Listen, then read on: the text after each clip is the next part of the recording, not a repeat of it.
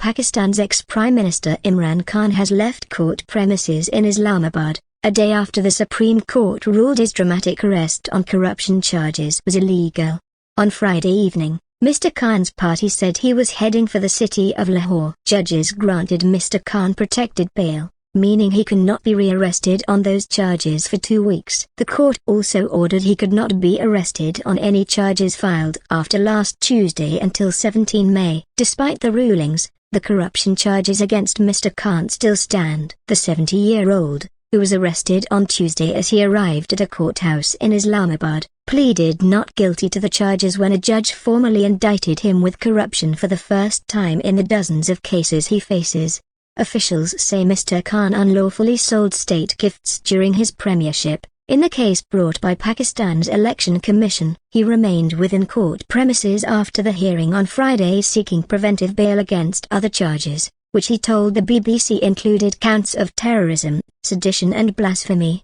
Conviction would disqualify the former international cricket star, and Pakistan's Prime Minister from 2018 to 2022, from standing for office, possibly for life. Elections are due later this year. Mr. Khan had arrived at the hearing under heavy armed guard, and greeted supporters with a single raised fist. Speaking during Friday's hearing, Chief Justice Amar Atabandil said the arrest was unlawful because it took place on court premises. He ordered that the whole process of Mr. Khan's arrest needs to be backtracked. The dramatic saga has significantly escalated tensions between Mr. Khan and Pakistan's powerful military. Many analysts believe Mr. Khan's election win in 2018 happened with the help of the military, which both parties denied. But he later fell out with the army. After a series of defections, and amid mounting economic crises, he lost his majority in parliament. Since being ousted less than 4 years into his term, he has become one of the military's most vocal critics,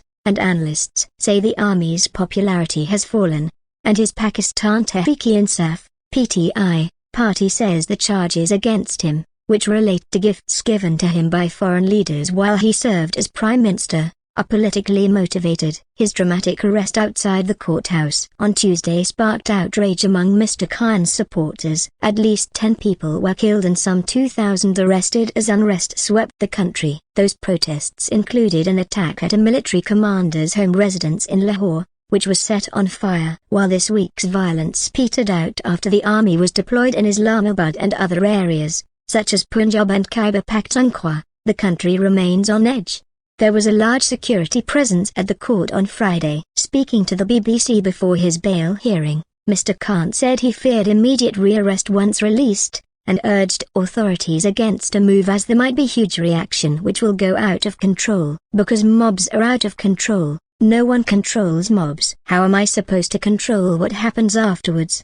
He told the BBC. Critics say the PTI has been fueling unrest through social media posts calling for protesters to take to the streets, and judges told Mr. Khan that he must condemn the violence and tell supporters to stop.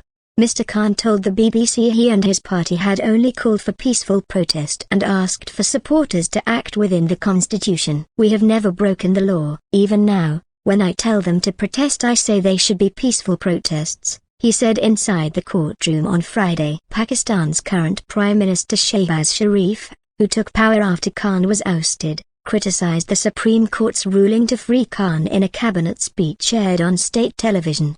He alleged that judges had favored Imran Khan, and their ruling had caused the death of justice in Pakistan. He further criticized Mr. Khan and his party for their inflammatory language, and encouraging protesters to take to the streets.